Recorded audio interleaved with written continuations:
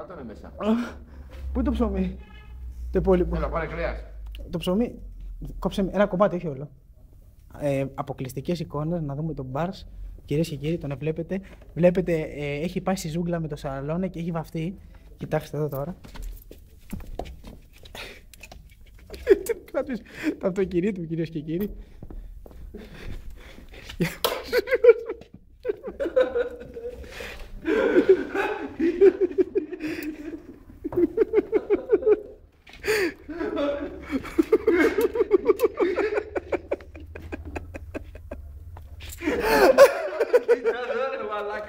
Γιάννη κάνεις!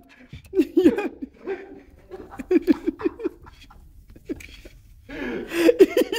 κάνεις!